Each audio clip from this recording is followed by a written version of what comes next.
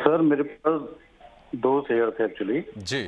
दोनों ही मेरे कल स्टॉप लॉस ट्रिगर हो गया। केपीआईटी का शेयर था मेरे पास 700 की रेंज में, जी। और अदानी पोर्ट का शेयर था मेरे पास 600 की रेंज में।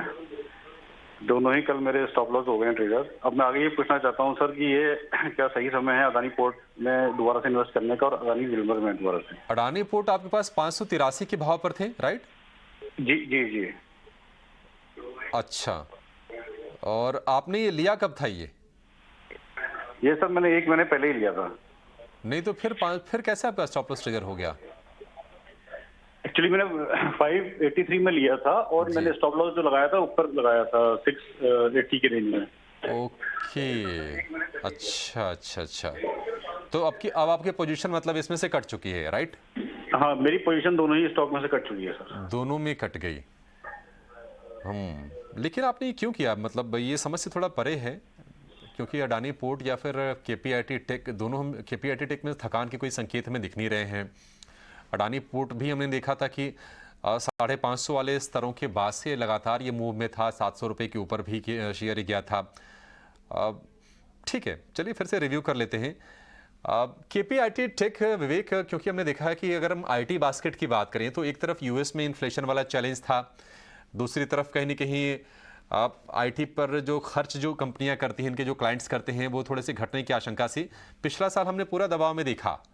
ब्याज दरें बढ़ रही हैं, एक नया चैलेंज अब इस साल उभर के आ गया है आईटी कंपनीज के लिए। तो चैलेंजेस चौतरफा मुश्किल में आईटी सेक्टर दिख रहा है, लेकिन इस आईटी सेक्टर में भी कोई अगर शेयर ध्रुव तारे की तरह चमकता रहा है तो वह है केपीआईटी टेक का।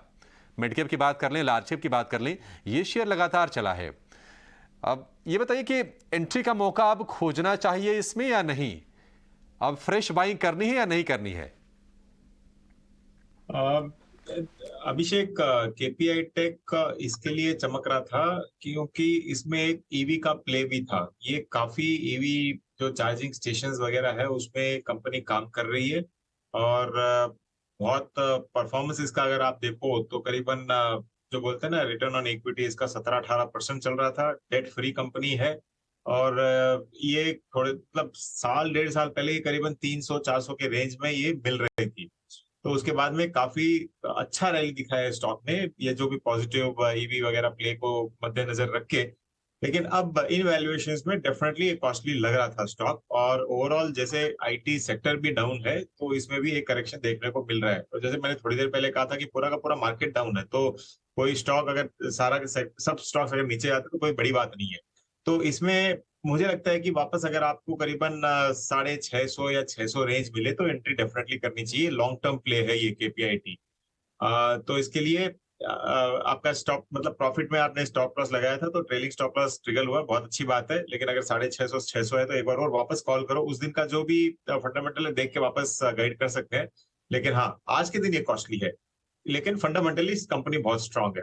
तो वैल्यूएशन आपको थोड़ा अगर सस्ता मिले तो डेफिनेटली एक भाई वापस फ्रेश बनेगा इस कंपनी।